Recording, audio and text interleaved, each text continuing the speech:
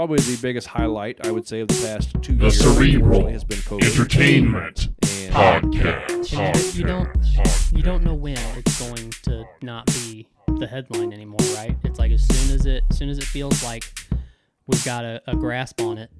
Oh, there's a surge halfway across the country, and again, and it's like, yeah, what do we? We talked. I know we've talked about this, and we butchered it and everything, but I don't. I'm so torn between, like, and it's so much worse because I have a newborn that I want. Like, I'm on the more conservative side with it. Like, you can't not live your life at all because of this. And then my wife's on the other side. Like, I'm going to do everything in my power to make sure that I'm taking care of my son. right. Because I couldn't live with myself if I could have Done anything. Even Right. Even if he's around someone that has it, she's going to put it on herself that I could have not let him be around that person. Yeah. Or whatever, and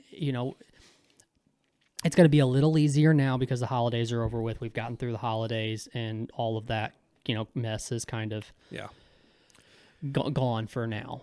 So we don't have to necessarily be around a bunch of people or anything like that. I mean, we did cancel, not because of COVID, but because of sickness. We did cancel our Christmas with like extended family and stuff like that this year. We just did close family, and I've heard some interesting stories about people with newborns who are actually making, like, basically telling their family, if you want to be around our kid, I want you to go get tested and right before, and I want wear a full Tyvek suit from head to toe. Yeah, and I want to see the negative test and that those kinds of things. And I know that sounds exaggerated, but I don't know that it should be, Well, I mean, it's interesting because it's kind of counterintuitive to what we're used to with kids. Now, newborns are a little different. You're a little more careful with newborns, but kids in general, I mean, they're supposed to be playing in dirt. They're little bacterium germ magnets. Because they're supposed to get sick so their immunities can build up. COVID's kind of changed things. It's kind of changed things for everybody.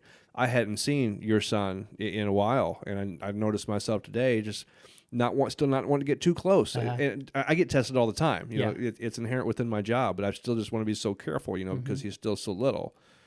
COVID's changed the way that we look at things, and it's, usually I hear this talked about a lot, back in the day when we were kids.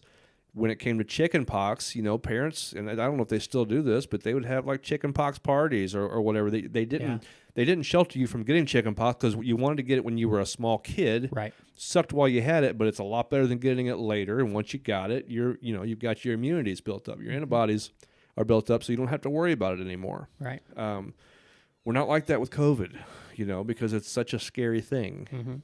Even though, it's not nearly as bad for kids in general. Once again, newborns are a little bit different. Yeah. But I think, once you get past that year mark into 2 years, there's very little evidence that it's that dangerous for kids like it is for adults. Did your kids have it? COVID? No, chicken pox. Chicken pox. I don't know if they did. I don't think they have. It seems like a month or two ago, I was having this conversation with my wife about this. I don't remember the last time that I heard of someone's kids getting chicken pox. Don't they give vaccines for that now? I mean, is that why? I think so. That might be a stupid question. I believe so. I believe you get chicken pox vaccines now in your in the cocktail of vaccines you get now as a kid. I believe that's one of them. Okay. Because it's a good question. I got it in kindergarten. I remember it. But is that vividly. Is that like a one and done lifetime? Yeah, I think so.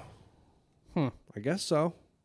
But yeah, it's a good question. You made me think about it. I was like, I don't think my kids have had it, but I do think it's and I could be wrong. I have to look it up to be for sure. I might be talking out of my yin yang. I mean, if that's the case, it would have had to have been like in the not so distant past that vaccine came out, right? Yeah. Because we're talking, like you just said, they used to have like parties to where they wanted their kids to get it and get over it. Right. Kind of thing, but that wasn't that long ago. I had it like I said, when I was in kindergarten, so that, roughly 36 years ago. Yeah. So that long ago, it was still a thing. Huh. I don't know, man. It's funny how we get caught off track like that. We don't even realize some of the things that are going on now. And their mom would know, Yeah. whether or not they got a chickenpox vaccine.